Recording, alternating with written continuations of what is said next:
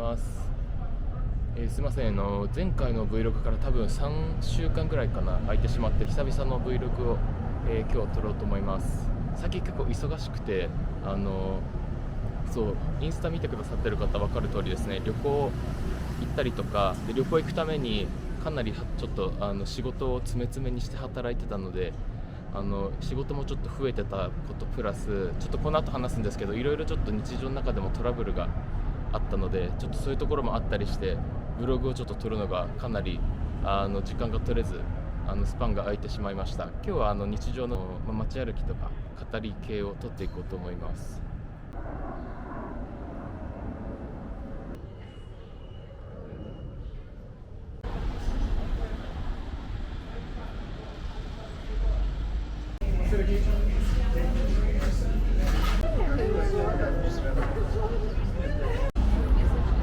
パチテストバカレウという、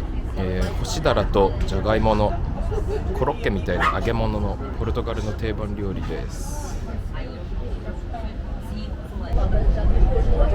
こんな感じで、外はサクサクで中がふわふわです。なんかホッとする味ですね。落ち着く味って感じです。本当にポルトガルの家庭料理っていう感じの定番の食べ物です。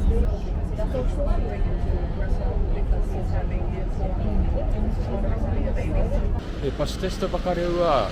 カッサポルトゲザっていう有名なチェーン店があるんですけど、カイシドソドレとかマイシャにもありますし、エレックスファクトリーにもあるお店で、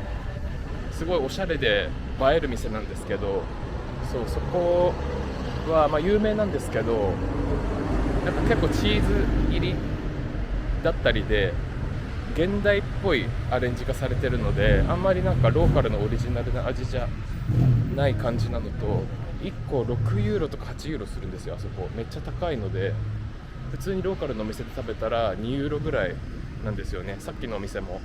3つとサラダとご飯で10ユーロとかなのでカサポルトゲザ映えるので、なんか観光とか写真には向くんですけど、でも本当にローカルのなんかパシテストバカレ楽しむんだったら、普通にパステラリアとかでああいうの食べた方がおすすめです。カサポルトゲザは本当に映えようっていう感じです。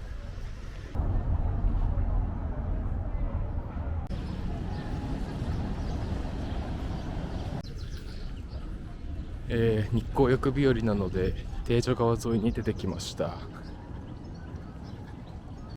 ちょっとこの定女川沿いに僕の定番のチリスポットがあるので、そこにちょっと移動してゆっくりします。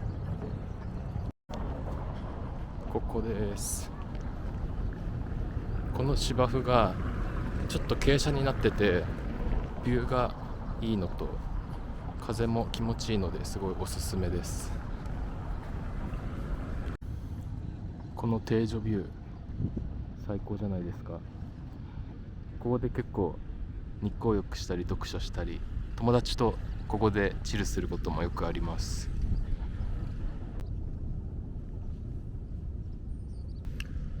そうで、冒頭にちょっと話したトラブルがあってっていう件なんですけど、その件を今から話そうと思うんですが、それがまさに今住んでる家の騒音なんですよ。皆さん、僕が今回この家に引っ越した時の Vlog で騒音で理由で引っ越しましたって話したと思うんですけど、もうその前の家の比じゃないぐらいの騒音で、かなりやばいんですね。で、ちょっと今どんな騒音かを録音聞かせますね。こんなんです。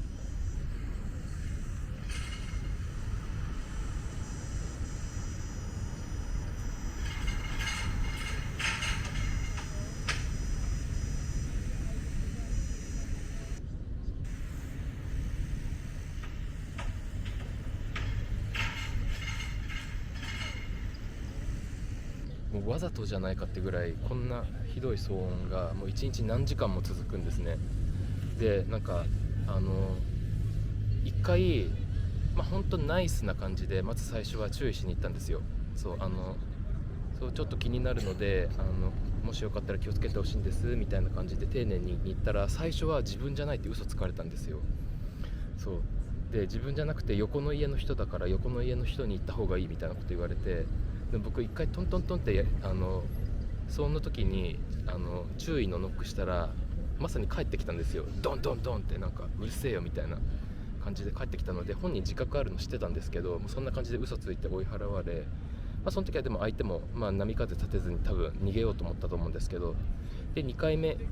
行った時はもうなんかもう追い払われる感じ、無視って感じですね。もう忙しいからなんかもう後でにしてみたいな感じで追い払われ、でその後手紙入れたんですよね。めちゃくちゃ丁寧な手紙書きました。そうなんか失礼であることは承知なんですけど、そう本当に気になってすごい音が毎日してるのでちょっと気をつけてほしいですみたいな、そう可能な限りはそう私も耐えるのでみたいな感じですんごい丁寧に手紙したんだけど、それも無視で2回注意し、で1回手紙もして、でその後ですね、もう入居してから3ヶ月目ぐらいですかね、2月のある日すんごいうるさい日があって、もうそれ耐えられなくてまた行ったんですよ。そう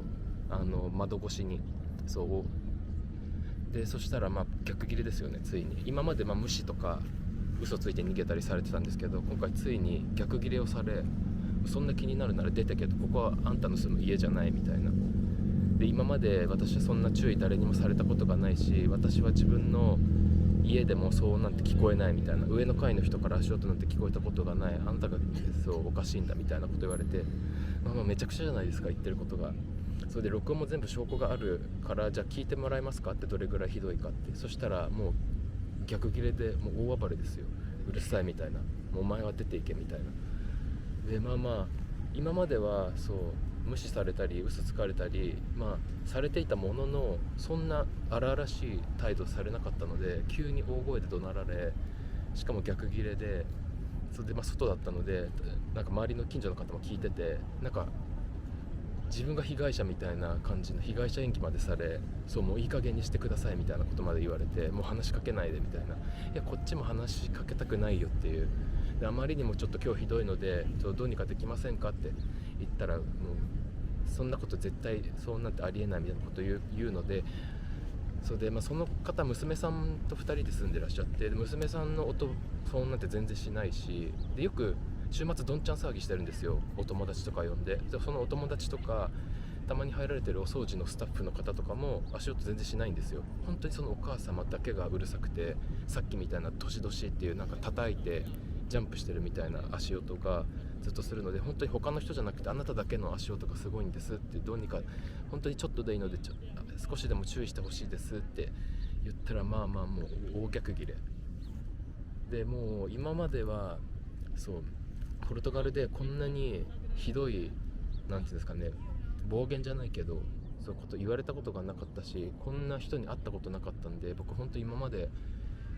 いいポルトガル人ばっかり会ってきてて運良かったんだなと思って、ポルトガル人だけじゃなくてこっちに住んでる海外のから来てる方含め、そう今までいい人ばっか会ってきたから、こういう悲しい目に遭ったことがなかったけど、やっぱこういうこともあるなって学びにもなったし、かつやっぱ初めて2年住んで初めてこんなひどい人にポルトガルで会ったので、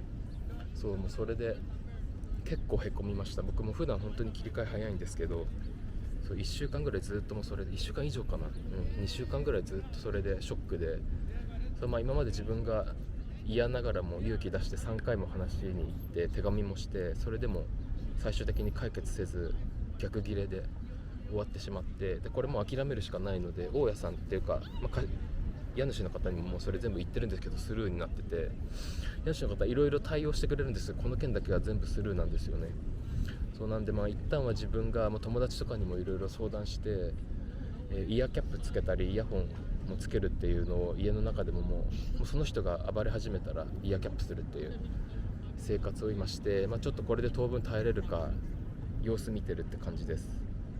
でもあまりに耐えれなかったら何か対策考えますけど、もうこういう人間そういう方なので、多分改善してくれることは見込みはもうないんですよね。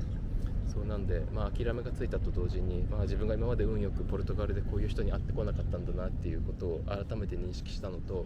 もう一つの学びは、今度引っ越す時はもう一番上の階の人がおとなしそうなことを確認しない限りその部屋決めないっていうことをもう決めました。前回も騒音で悩んでたので、今回もちょっとヒアリングはしたんですけど、家主さんに今まで騒音トラブルとか聞いたことありますかって言ったら、ないって言ってたのでここに決めたんですが、実際はあって、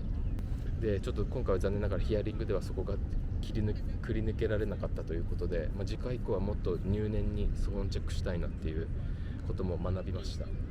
これ全然ポルトガルだからとかじゃなくて、どこの国でも全然、日本でも他のヨーロッパでもある話なので、皆さんもちょっとこれいい学びの例として受け取っていただければと思いますが、僕ちょっとポルトガル来てこの2年で一番ショックというか、結構悲しい出来事だったので、かなりメンタルきてました。それでもうめちゃくちゃ逆ギレかつ、もうご近所さんみんな見てる前でもう被害者演技をされて、もう参りましたよね。こんな人いるんだっていう世界にっていう、もう散々な出来事があったという、お話でした。皆さんも本当引っ越しの際は騒音気をつけてください。ヨーロッパって日本と比べると古い建物多いので、僕も本当にある程度の生活音って全然もう我慢できるんですよね。前の家もその前の家もあるにはあったので、なんでテレビの音とか人の声が聞こえるとか、ちょっとした足音、急いでる時の足音とか全然気にしないんですけど、こういうレベルを超えた異常な騒音っていうのも本当に起きうる話で、結構周りに聞いてるとそういう経験された方もいらっしゃるので、今後ちょっとより引っ越しは気をつけないとなっていうことを学んだ出来事でした。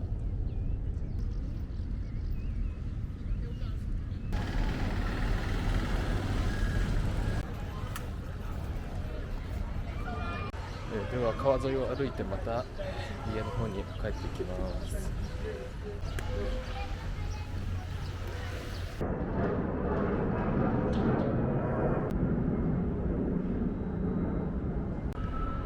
おはようございます。 Vlog2 日目です。おはようございますと言っても、もう、お昼の2時3時ぐらいですかね。で今日、金曜日なんですけど、仕事が終わって行きたいところがあるので、ちょっとそこに向かっていきます。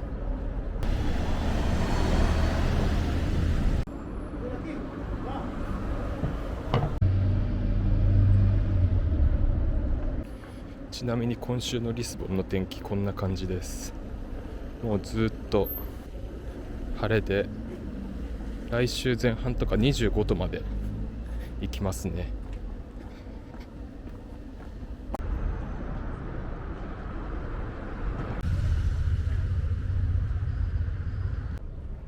今ちょっと目的地に行くついでにあったので、ベレム図書館に寄り道してるんですけど、ベレム図書館の庭にあるこの藤の花がすごい綺麗です。今の季節、ポルトガルも藤がめちゃくちゃ咲いていて、こんな感じでいろんなところに綺麗に咲いてるのが見れます。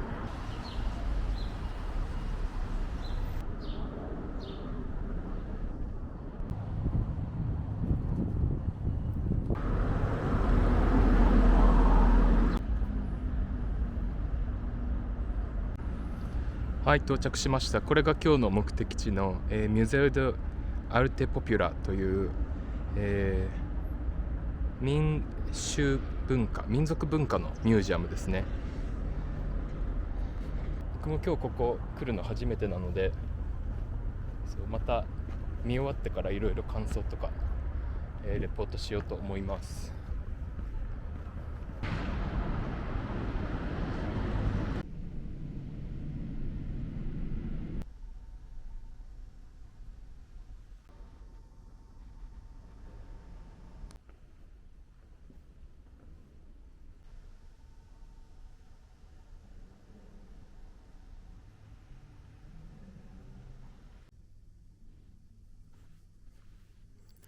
すごい素敵ですね、これ。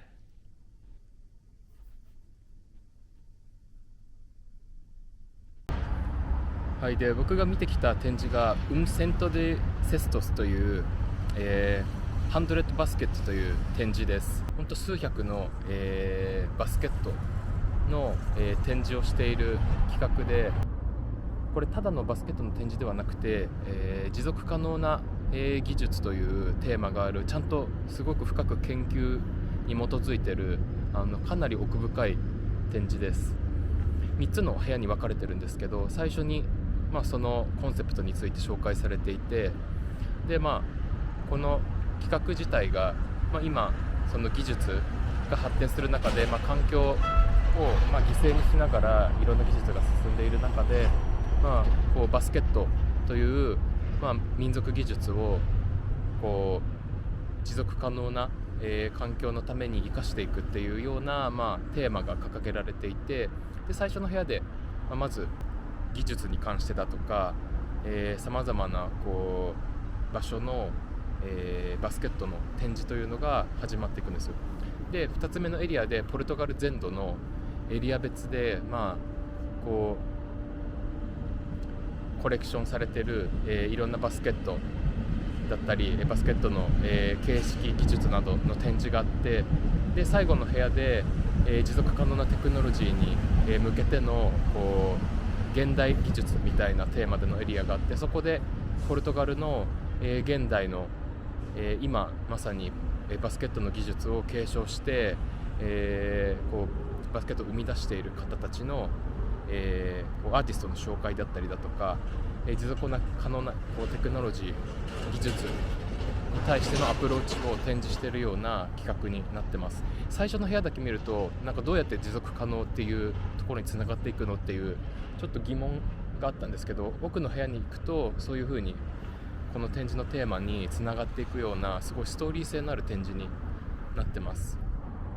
結構ですね、展示の内容としてはニッチな感じなので、ポルトガル観光、リスボン観光に来ておすすめするっていうような内容の展示ではないんですけど、ただこういうテーマ性に興味がある方にはすごい奥深いテーマだと思います。これそもそもミュージアム自体が大きくないので1時間くらいあれば十分見れる内容かなと。本当にこの展示で考えさせられたのは、昔の民族技術って全て植物だったり、土に還るものでこう作られて活用されていたわけで、でも今って本当全てがプラスチックとか化学製品に置き換わっていて、そういうこう時代が変化していった中で改めてこう民族技術にこう視点を向けてみると、全然今でも活用できる技術が、昔素晴らしい技術が本当にたくさん眠っていて、それを今も継承している方がポルトガル全土にアーティストさんがいらっしゃって、昔のかご編み技術、昔のバスケットの技術が、未来に使えるものっていう、こういう未来のデザインという視点がすごく面白いな、クリエイティブだなってすごい思いました。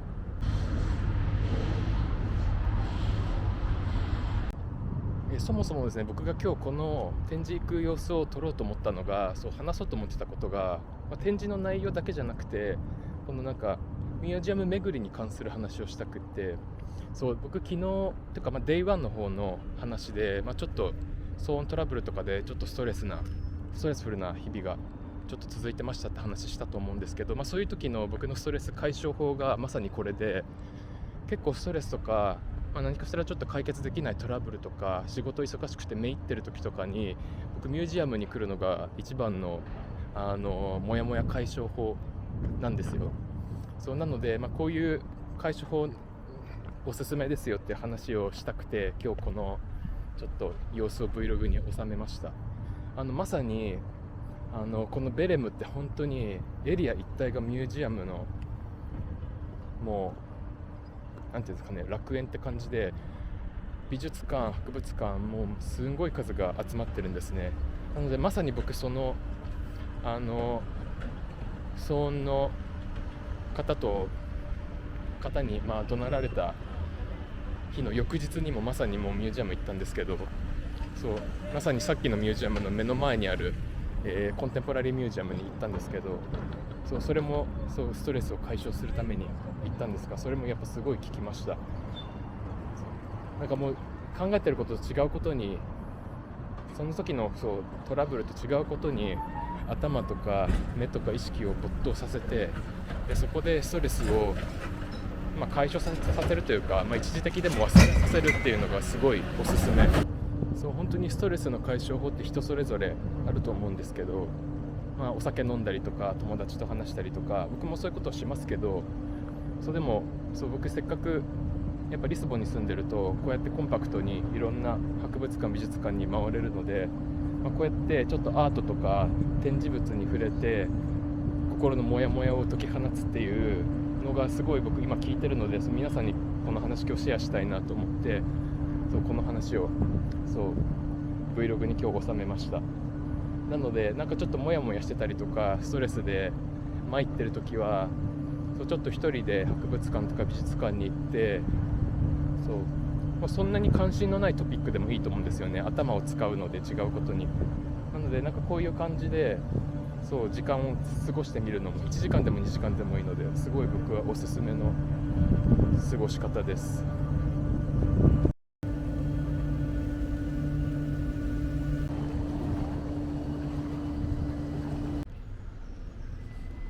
はい、ネセシタセスのミラドールに来ました。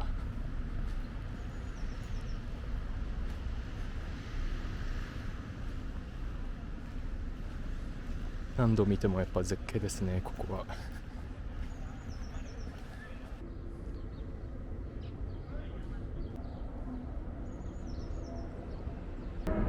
それでは今回はこの辺りで、Vlog を締めくくろうと思います。今回の Vlog かなりシンプルな本当にザ何にもない日常っていう感じでちょっと見応えはなかったかもしれないんですが、お楽しみいただけたでしょうか。また次回の Vlog でお会いしましょう。それではご視聴いただきありがとうございました。バイバイ。